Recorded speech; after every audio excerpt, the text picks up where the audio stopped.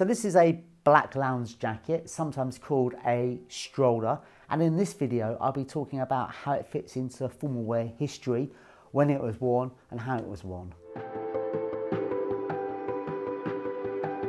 So what is a stroller? It is in essence a business suits jacket, a lounge jacket, usually in black, sometimes in very dark sort of Oxford grey, and it's worn as a form of morning dress.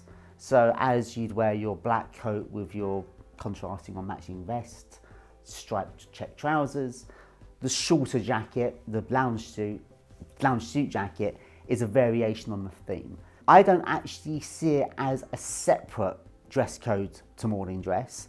I would actually say it is a part of morning dress. A lot of people online who talk about dress codes for day to evening like to make the simple assumption that white tie is equivalent of morning dress and the shorter black jacket is equivalent of black tie. And I can see that, but I disagree with it. I actually see this as morning dress. If you look at the morning coat, if you remember that the morning coat is named for morning dress, what I mean by that is that before we had the morning coat, if the dress code was morning dress, you'd have worn a frock coat, which came before the morning coat. And then post First World War, we started to see the lounge suit become fashionable, which we've discussed before, and we started to see a black jacket being worn for business instead of the morning coat. So this wouldn't have been worn for Royal Ascot, and it still isn't appropriate for Royal Ascot now. So when is it worn? Nowadays, in 2024, very rarely. But there are still elements when it's still relevant and still important.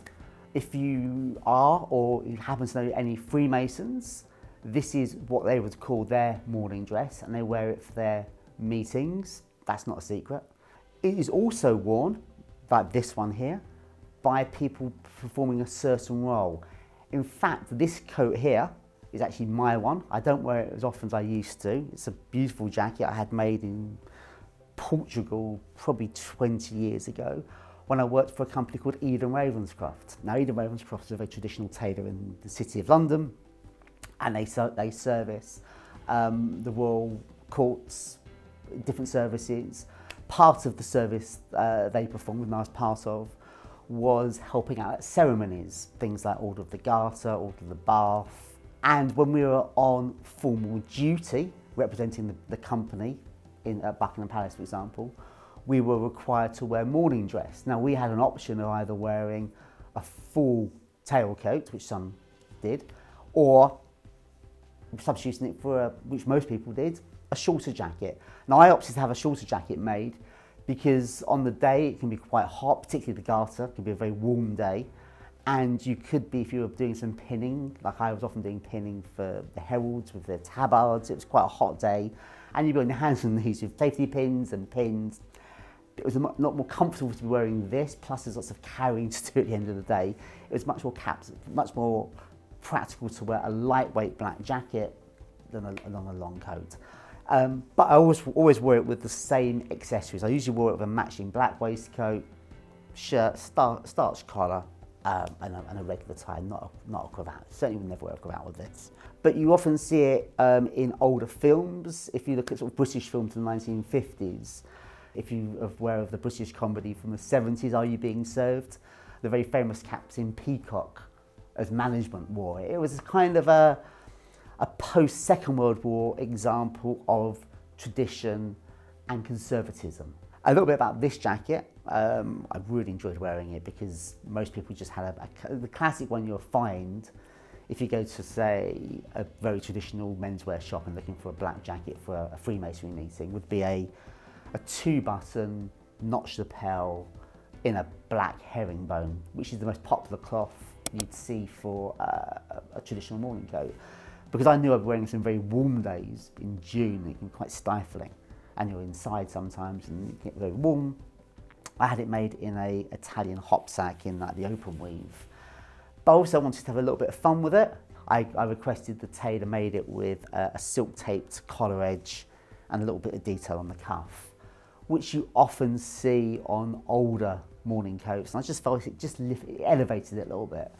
a little bit more considered. And I felt very smart wearing it. And I remember when I used to wear it, why did we give up on wearing this? Because as a business outfit, I could have one great jacket, a couple of waistcoats, 2 or 3 pairs of trousers, and so many different outfits.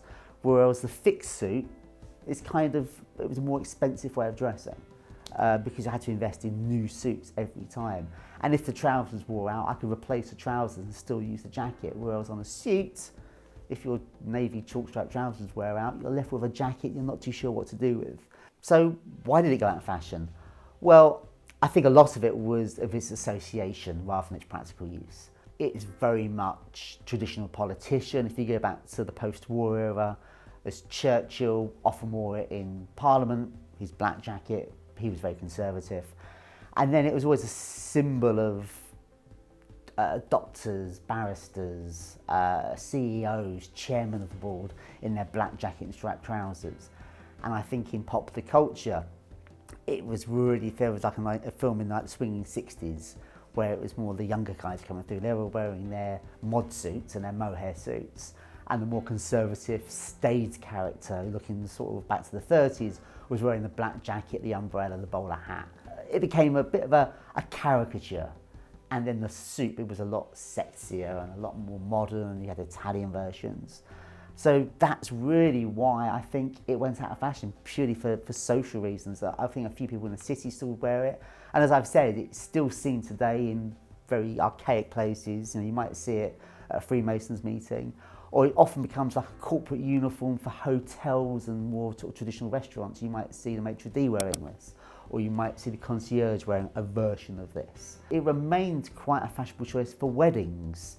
Now, a lot of my private customers see me to help them put together their wedding outfits, linen suits, morning dress, fancier things. A lot of my friends who I've worked with over the years have come from the hire industry, and this was a really popular, they would hire a black jacket, and I think you probably still can hire it from some of the high street shops, for wedding parties when they wanted to wear a morning dress, but perhaps a father of the bride felt uncomfortable in a hotel suit because it wasn't his thing, and they would put 1 or 2 people with the party into a black jacket. So they look like the same party, but they're a bit more comfortable.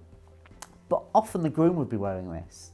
Probably the most famous example I'm going to give you is James Bond. The best Bond film, or joint best Bond film, on Unmatched Secret Service, with the best dressed Bond, George Lazenby, wore a short black jacket with striped trousers for his own wedding. I guess as the tailcoat became more and more archaic, and as that sort of youthful mod movement of the 60s, I guess this is where it came into it. But I don't sadly really see it coming back into popular fashion. I think the morning coat is still enjoying a revival. I know some of my friends in the more formal industries, formal tailors should I say, are making more morning coats than ever. There's a real resurgence in things like double-breasted waistcoats. People are being far more creative and using more interesting trousers. I think morning dress is actually quite an interesting part of tailoring. It's less of a uniform and people are really embracing the dress code. I don't see the short black jacket coming back into that world, which is a shame, but it's still interesting to talk about. Well, I hope you found that video informative. Any questions, please put them below because I'd love to continue this conversation, and don't forget to subscribe.